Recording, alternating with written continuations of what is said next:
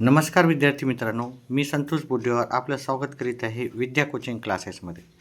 तर आज आपण नवोदयचा झालेला ए सेट पाहणार आहोत. याच्यातले उत्तर पाहणार आहोत. पहिल्या प्रश्नाचं जे उत्तर होतं ते डी होतं. दुसऱ्या प्रश्नाचं उत्तर आहे सी. प्रश्न क्रमांक 3चं उत्तर आहे ए. प्रश्न क्रमांक 4चं उत्तर आहे डी. त्याचप्रमाणे प्रश्न क्रमांक 5चं उत्तर होतं सी. 6व्या प्रश्नाचं उत्तर होतं पर्याय क्रमांक सी. 7व्या प्रश्नाचं उत्तर आहे पर्याय क्रमांक बी. 8व्या प्रश्नाचं उत्तर आहे पर्याय क्रमांक बी.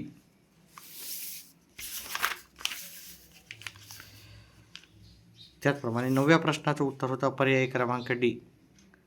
व्यवस्थित लिहायचं, पाहायचं आहे, उत्तर करायचे आहे. मार्क जेवढे आहे कमेंट बॉक्समध्ये टाकायचे आहेत. आपला जिल्हा टाका, मुलगा आहे किंवा मुलगी ते पण टाका, आणि ग्रामीण किंवा शहरी ते पण टाका, जेणेकरून मी तुम्हाला सांगेल की तुमचा नंबर लागण्याची शक्यता किती आहे. ठीक आहे. प्रश्न क्रमांक 10व्याचं उत्तर आहे बी. 11व्याचं उत्तर आहे सी. 12व्याचं उत्तर आहे पर्याय क्रमांक डी.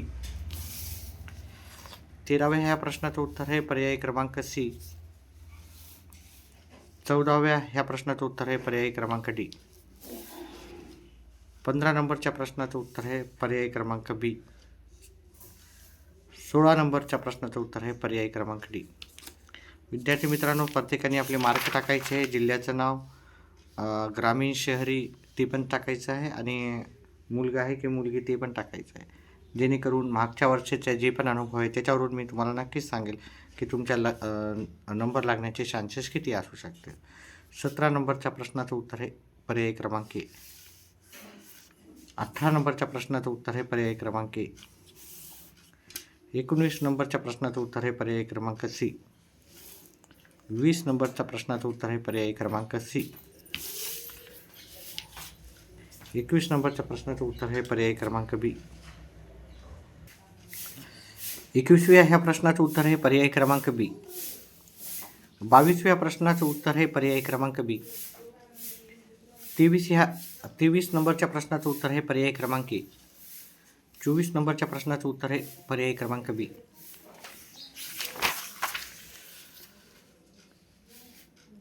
25 नंबरच्या प्रश्नाचं उत्तर आहे पर्याय क्रमांक ए. 26 नंबरच्या प्रश्नाचं उत्तर आहे पर्याय क्रमांक बी. 27 ह्या प्रश्नाचं उत्तर आहे पर्याय क्रमांक बी. 28 ह्या प्रश्नाचं उत्तर आहे पर्याय क्रमांक बी. 29 ह्या प्रश्नाचं उत्तर आहे पर्याय क्रमांक बी. 30 नंबरचं उत्तर होतं पर्याय क्रमांक डी.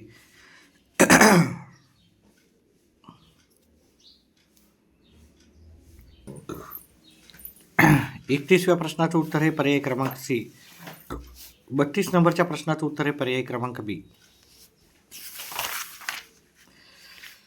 33 या प्रश्नाचं उत्तर आहे पर्याय क्रमांक ए. 34 नंबरचं जे प्रश्न उत्तर होतं त्याचं होतं उत्तर पर्याय क्रमांक सी. 35 ह्या प्रश्नाचं उत्तर होतं पर्याय क्रमांक बी. त्याचप्रमाणे 36 नंबरचं प्रश्नाचं उत्तर होतं पर्याय क्रमांक बी.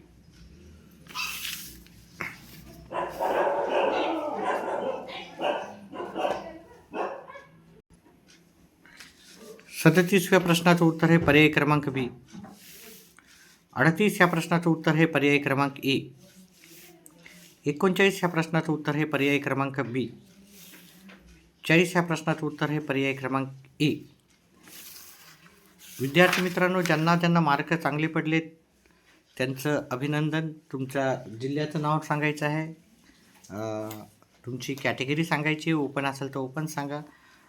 त्याचप्रमाणे मुलगा आहे मुलगी आहे ते सांगा, जेणेकरून मी तुम्हाला सांगेल की तुमचा नंबर लागण्याचे किती चान्सेस आहे. आता गणिताचं आपण थोडं स्पष्टीकरणासहित सगळे उत्तर पाहू. गणिताचं 1 आणि 11 यांच्यामध्ये किती मूळ संख्या आहे. आता यांच्यामध्ये म्हणलं याच्यामध्ये आता 11 मिळवायचे की नाही त्याचा प्रश्न आहे. पहा, 1 ते 11 मध्ये मूळ संख्या आहे 2, 3, 5, 7 9 सॉरी 9 नाही 11. ठीक आहे, 2 3 5 7 आणि 11. आता प्रश्न हा आहे की हे 11 आपल्याला मिळवायचे की नाही. ठीक आहे, कारण इथे सांगितलेलं आहे की 1 ते 11 मधील यांच्यामध्ये म्हणलं यांच्यामध्ये किती मूळ संख्या आहे. तर यांच्यामध्ये जर म्हणलं तर 1 2 3 4च मूळ संख्या आहेत. पण तुम्ही जर 11ला धरलं तर याचं उत्तर 5 पण असू शकते, ए किंवा बी. जर मला तरी वाटते याचं उत्तर पर्याय क्रमांक बी असू शकते. पण इथे थोडंसं कन्फ्युजन आहे. जर तुम्ही 11 हा नंबर धरला तर 5 ह्या मूळ संख्या होतील. परंतु याच्यामध्ये म्हणलं, याच्यामध्ये म्हणजे ह्या दोघाच्या दरम्यान, कारण 10वीला एक असा प्रश्न आहे त्याच्यामध्ये आम्ही ती संख्या घेत नाही आहे. ठीक आहे, शेवटची जी संख्या सांगितली ती घेत नाही. इथं मुद्दामून त्यांनी असं सांगितलेलं आहे की यांच्यामध्ये किती मूळ संख्या आहे. तर याच्यामध्ये 1 आणि 11मध्ये आपल्याला 1 2 3 4 मूळ संख्या दिसतात. ही 11 ही मूळ संख्या आपल्याला गृहीत धरायची नव्हती असं मला वाटते. त्याच्यामुळे मी याचं उत्तर पर्याय क्रमांक बी लिहिलं. जर तुम्हाला वाटत असेल की 11 ही संख्या धरायला हवी होती किंवा आपली आयोगाची याचं शिक्षण परिषदेची जेव्हा उत्तर शीट येईल तेव्हा आपण याच्यावर अजून डिस्कस करता येईल. तर इथे थोडंसं आपलं कन्फ्युजन राहू शकते. कमी जास्त तुम्ही याचा मार्क गृहीत धरायचा कसा हे पहा. हे गुणाकार होता, साधा सिंपल गुणाकार होता. त्याचं उत्तर होतं पर्याय क्रमांक सी. आता पहा, ह्या दोघांचा पण जर गुणाकार करून पाहिला, ठीक आहे, 42 आहे की नाही. आणि दशांशानंतर किती संख्या आहेत. दशांशानंतर 1 2 आणि 3 संख्या आहे. मग दशांशानंतर 3 संख्या असलेली कोणताही तर एकच दिसते. दशांशानंतर 3 1 2 3 इथेच आहे पर्याय क्रमांक 1 मध्ये. त्याच्यामुळे याचं उत्तर होतं पर्याय क्रमांक 1. त्याच्यानंतर 64चे आपल्याला सर्व अवयवाची बेरीज करायची होती. आता इथं अवयव म्हणण्यापेक्षा मला वाटतं इथे पण प्रश्न थोडा चुकीचा लिहिल्यासारखं वाटतं मला. हे विभाजक लिहायला पाहिजे होते. आणि विभाजक म्हणजे 64ला कशानं भाग जातो. 64ला 1 भाग जातो, 64ला 2 भाग जातो, 64ला 3 भाग जातो, 64ला नाही सॉरी 3 नाही जाणार, 64ला 4 भाग जातो. आणि ह्या सर्वांची बेरीज करायची होती आपल्याला. 64ला 8 जातो, 16 जातो, 64ला 32 जातो आणि 64ला 64 जातो. ठीक आहे, 64ला किती जातो 64. आता ह्या सर्वांची बेरीज करायची होती. ह्या सर्वांची जर बेरीज केली तर तुम्हाला उत्तर भेटेल 127 भेटेल. ठीक आहे, त्याच्यानंतर 20 आणि 30चा सर्वात मोठा अवयव. पण याचं उत्तर मला वाटते याचं उत्तर ह्याचं हे चुकीचं आहे फॅक्टर्स हे. तर याचं उत्तर तुम्हाला मार्क भेटू पण शकतात, कारण ते अवयव नसून इथे तुम्हाला विभाजक असं लिहायला हवं होतं. आता 20 आणि 30चा सर्वात मोठा समान अवयव म्हणजे कॉमन फॅक्टर विचारला होता. म्हणजे ह्या दोघांना जे भाग जाणारी सर्वात मोठा जो अवयव होता तो. आता इथे पण थोडंसं कन्फ्युजन होतंच थोडंसं. मूळ अवयव विचारलं नव्हतं त्याच्यामुळं सर्व ह्या दोघांना जो भाग जाणार होता तो 10. काही जणाला वाटेल की 5च ही संख्या आहे, पण इथं मूळ अवयव विचारला नव्हता, एवढं लक्षात ठेवा. जर मूळ अवयव जर विचारला असता तर हे 5 असला असता. पण इथे फक्त अवयव विचारला, म्हणजे ह्या दोन्ही संख्येला कोणती अशी मोठ्यात मोठी संख्या आहे ह्या दोन्ही संख्येला भाग जाईल, तर ती पर्याय क्रमांक सी मधले होता. अतिशय सोपे असे प्रश्न विचारले होते यावेळेस. कसं काय एवढे सोपे विचारले हा पण कन्फ्यूज करून टाकण्यासारखा प्रश्न आहे. चला, काही प्रश्न कन्फ्युजन होते आणि काही प्रश्न तर लई सोपे होते. आता इथे आपण इथं पाहिलं, ह्या सर्वांची बेरीज करून फक्त हे वजा करायचं होतं. अतिशय सोपं होतं. ठीक आहे, तुम्ही जर याचं उत्तर असं जर काढून दाखवायचंच असेल तर हे 6.082 आणि हे पॉईंटला पॉईंटच्या इकडची संख्या इकडे लिहायची, पॉईंटच्या इकडची इकडे लिहायची, पॉईंटला पॉईंटच्या इकडची संख्या इथे लिहायची आणि पॉईंटच्या इकडची संख्या आपल्याला काय करायचं इकडे लिहायची.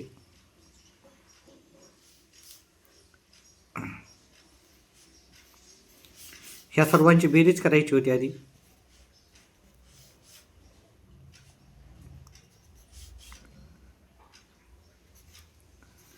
त्याच्यानंतर आपल्याला हे वजाबाकी करायची होती. पहा, ही 4 अंकी संख्या आहे. पॉईंटच्या नंतर पॉईंटला पॉईंट लिहायचे होते पॉईंटच्या नंतरची इकडची संख्या इकडे लिहायची होती आणि पॉईंटच्या इकडची संख्या इकडे. आता वजाबाकी करताना आपल्याला इथं काही नसल्यामुळे इथे शून्य घ्यावं लागेल. याच्यातला एक कमी केला, इथे घेतला, 10मधून 2 गेले, 8 राहिले. इथे आता आपल्याला याला 9 करावं लागतील, इथे एक हातचा घ्यावा लागेल. 11मधून 8 गेले, 3 राहिले. 9मधून 0 गेला, 9 राहिले. हे जात नाही, याच्यातला एक कमी केला, इथे घेतला. 10मधून 6 गेले, 4 राहिले. हे 4, 7, 6 दशांशला दशांश. आपलं उत्तर हवं होतं 674.49 जे की पर्याय क्रमांक बीचं उत्तर आहे. त्याच्यानंतर हे पण अतिशय सोपं होतं. 1लाच गुणलं तर उत्तर एकच येणार. आता इथं दशांश नंतर किती अंक आहे? दशांश नंतर 1, 2 आणि ह्या 3 अंक आहेत. म्हणून दशांश नंतर 3 अंक असणारे जर पाहिलं तर इथं सगळीकडं दशांश नंतर 3 अंक आहे, पण आपल्याला हे उत्तर त्याचं बरोबर आहे. ठीक आहे, दशांश नंतर 3 अंक आहे आणि त्याचा गुणाकार 1 पाहिजे. हे 1 गुणाकार इथे पण आहे. इथे दशांश नंतर 3 अंक नाहीत, इथे पण नाहीत. इथं दशांश नंतर 3 आहे, पण इथे सगळे शून्य आहेत. शेवटी आपल्याला 1 पाहिजे होता इथं. त्याच्यानंतर त्याचप्रमाणे हा पण तुम्ही ह्या दोघांचा जर ही समान आहे की नाही, ज्या संख्येला त्या संख्येनं भागितलं तर उत्तर येते 1 आणि 2 गुणिले 1 उत्तर येते 2, हे की नाही. मग नंतर साधं सोपे असे गणित होते. याचं उत्तर होतं पर्याय क्रमांक सी. हे पण फार अतिशय सोपं होतं. याचं उत्तर होतं पर्याय क्रमांक सी. 50 भागाकार आपण प्रत्येक याचा करून पाहिला तर याचं उत्तर होते पर्याय क्रमांक ए. त्याच्यानंतर हा थोडासा अवघड जाणारा प्रश्न होता विद्यार्थ्यांना.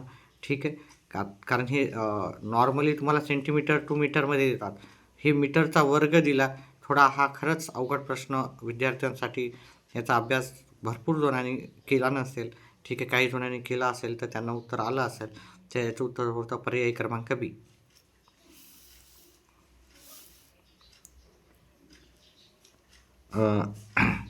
एक रेल्वे गाडी दिल्लीहून जयपूरला जाण्यासाठी सकाळी 10:45 सुटते, संध्याकाळी 3:30 हे पोहोचते.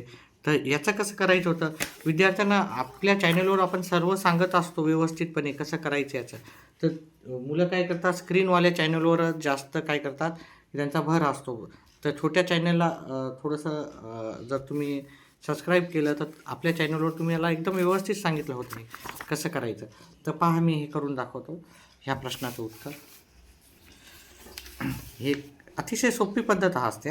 पहा, आपल्या चॅनलवर आपण सोप्या पद्धतीनं सांगतो. 10:45 ते 11:45 इथं 1 तास होतो, आहे की नाही. 11:45 ते 12:45 2 तास होतात. 12:45 ते 1:45 3 तास होतात. 1:45 ते 2:45 4 तास होतात. हा पण प्रश्न अतिशय सोपा होता. कधी कधी 2-2 दिवसाचे देतात, हे तर काहीच नाही आहे, हे की नाही. 2:45 ते आता आपल्याला 3:30ला आपला प्रवास संपलेला आहे. मग हे 2:45 ते 3:30 याच्या दरम्यान जर पाहिलं तर आपल्या याच्या दरम्यानचा तुम्हाला वेळ काढायचा आहे, तो होतो 45 मिनिटाचा. म्हणजे आपलं उत्तर आहे 4 तास 45 मिनिटं उत्तर होतं. 4 तास 45 मिनिटं आपल्याला पर्याय क्रमांक बीचं उत्तर होतं. ठीक आहे, अशाच पद्धतीने तुम्हाला एक्सप्लेनेशन सर्व प्रश्नाचे उत्तर पाहिजे असतील तर आपल्या चॅनेलला व्हिडिओला लाईक करा, चॅनेलला सबस्क्राईब करा. चल, आणि येणारे व्हिडिओ पाहत जा. आपले व्हिडिओला हाईप पण करा ज्यांना उत्तरं कळत आहेत. चला, हे प्रश्नाचं उत्तर अतिशय सोपं होतं. पहा, ह्या दोघांची वजाबाकी करायची ह्या 2 संख्या. मग याचं उत्तर जे येणार होतं आपलं, पहा, ही वजाबाकी केली तर किती अतिशय असे सोपे प्रश्न त्यांनी टाकले होते. ठीक आहे, कसं करायचं होतं मी डायरेक्ट तुम्हाला सांगतो. ठीक आहे, इकडे वजाबाकी करून 58,394 वजा 86 वजा 86 केले तर याचं उत्तर येते, याचं उत्तर येते आपल्याला 58,306. आता इथं कोणती संख्या लिहिली याच्यापैकी, ह्या पर्यायापैकी, म्हणजे उत्तर आपल्याला एवढं येणार. ठीक आहे, मग एकदा यानं गुणाकार करायचं, एकदा यानं करायचं होतं, एकदा यानं करायचं होतं, एकदा यानं. ज्याचं उत्तर आलं ते उत्तर आपलं होतं. तुम्ही ह्या संख्येनं ह्या संख्येला गुणाकार केला तर एवढं उत्तर आलं असतं. भागाकार करण्याचा प्रयत्न करू नका, गुणाकारच करायचं होतं. ठीक आहे. त्याच्यानंतर पुढचा जर प्रश्न पाहिला इथं, ठीक आहे, पहा जास्त वेळ घेत नाही, जास्त लांब व्हिडिओ टाकण्यामध्ये काय अर्थ नाही. पण गणिताचं भरपूर जणाला वाटते की आम्हाला एक्सप्लेनेशन पाहिजे हवं, त्याच्यामुळे मी थोडंसं गणिताचा जास्त वेळ घेतो. ठीक आहे. पहा 500मधून एवढी फुटली आहे आणि एवढी बाजूला काढली आहे की नाही. 500मधून 325 फुटली म्हणजेच आपलं पहा 500ची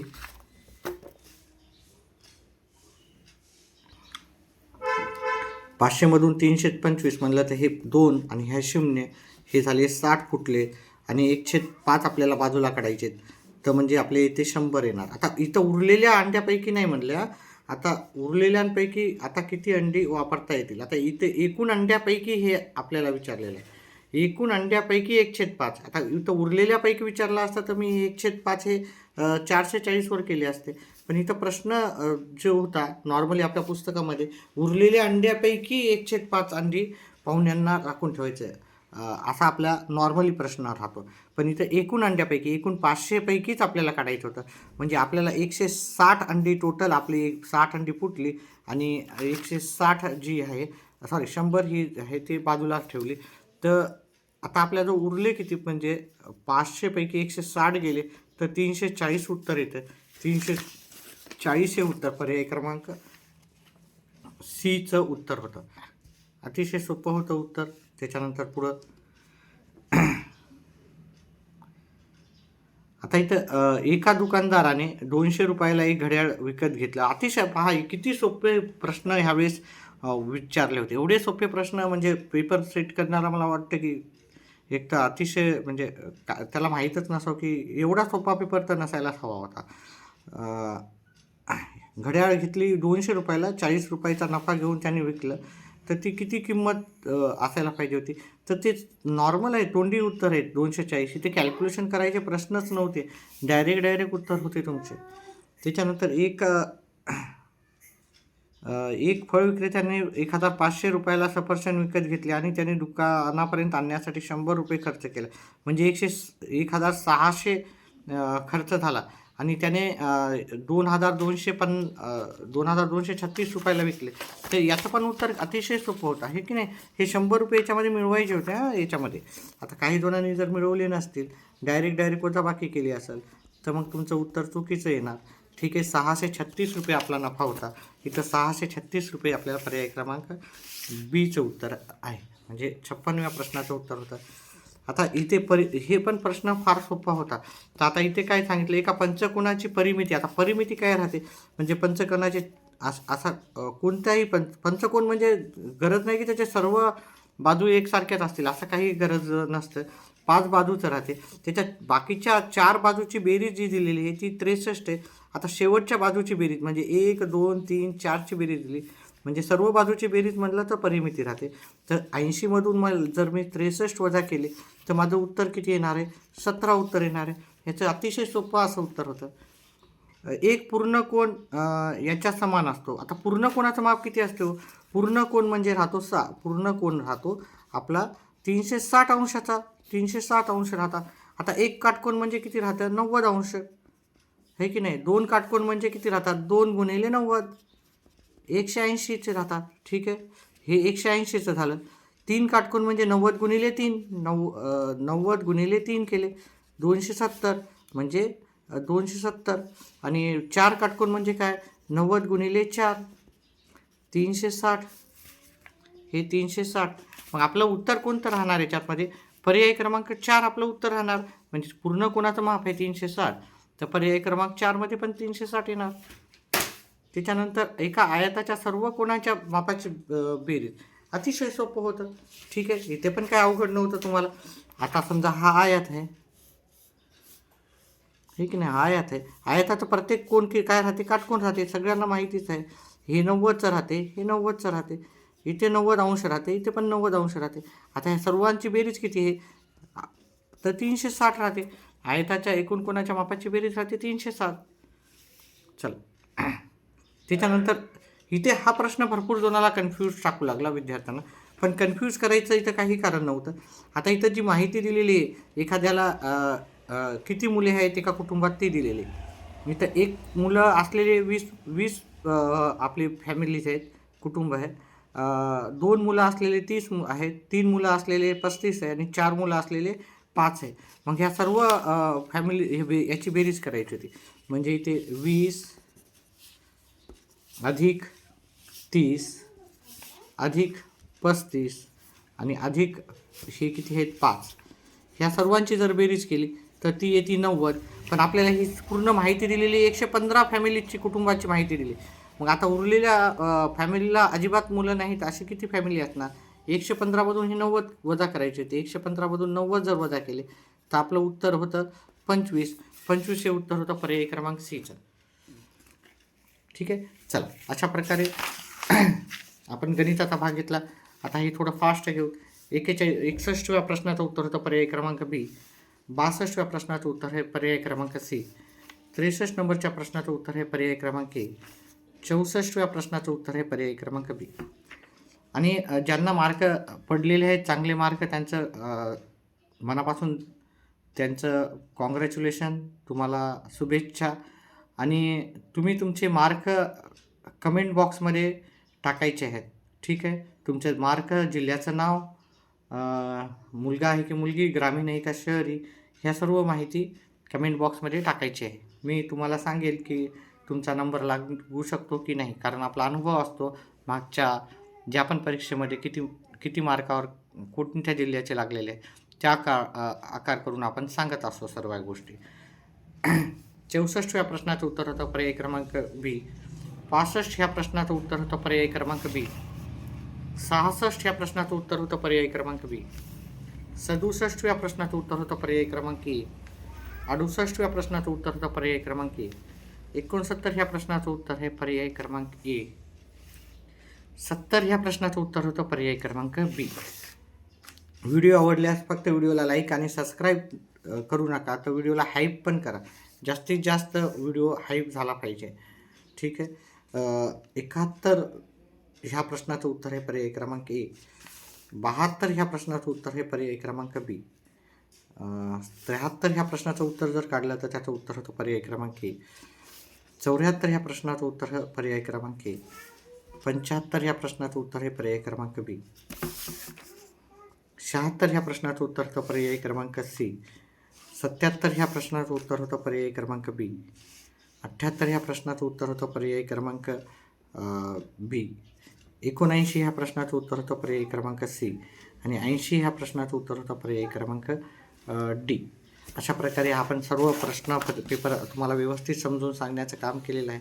व्हिडिओ आवडल्यास व्हिडिओला लाईक तर कराच, व्हिडिओला हेल्प पण करा, चॅनलला सबस्क्राईब करा आणि आपले मार्क कमेंट बॉक्समध्ये पण नक्कीच टाका. ठीक आहे, जिल्ह्यावाईज टाका. मुलगा आहे की मुलगी, पुन्हा सांगतो, मुलगा आहे की मुलगी ते पण टाका.